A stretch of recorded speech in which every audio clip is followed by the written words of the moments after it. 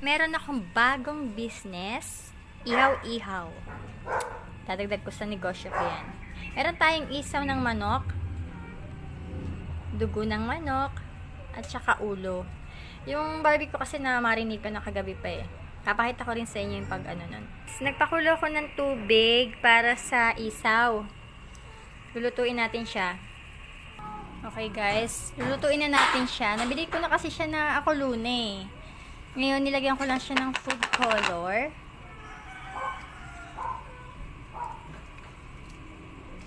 Pero hindi siyang bawang tsaka paminta. Para malasa siya.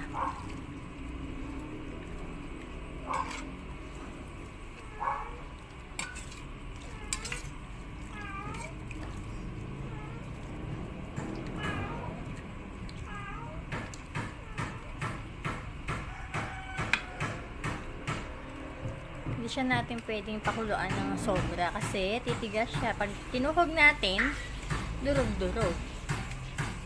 Kaya okay lang ganyan.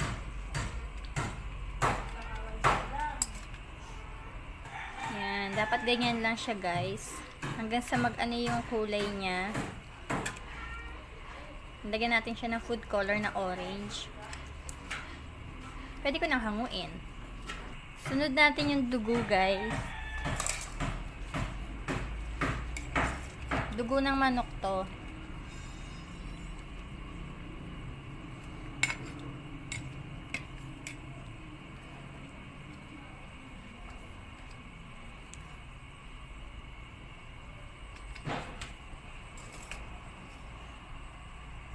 Hintay lang natin kumulo bago natin hanguin. Yan, kumukulo na siya guys. Pwede ko na siyang hanguin.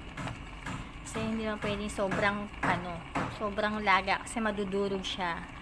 Okay guys, yung pinaglagaan ng dugo ng manok, tinapon ko na. Ito panibago naman para sa ulo. Ayan na guys yung ulo.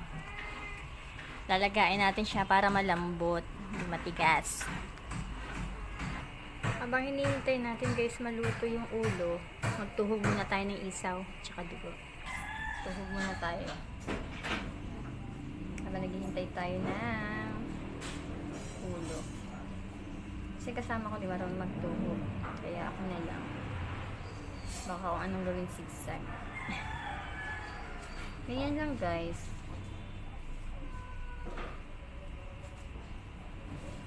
Kaya yung iba dyan, pag gusto ng libangan at dagdag kita, ito gawin nyo. Mas pato kasi ito eh. Yung nga lang, matrabaho. Okay guys, tapos na yung ating ihawin. Ating isaw, pisngi ng baboy, puwet ng manok, bulaklak ng baboy, isaw ng baboy, barbecue, hotdog, tsaka paa. Guys, yan yung dugo.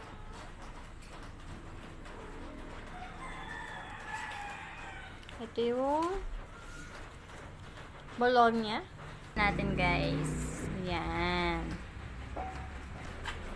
Bigla ako nagutom.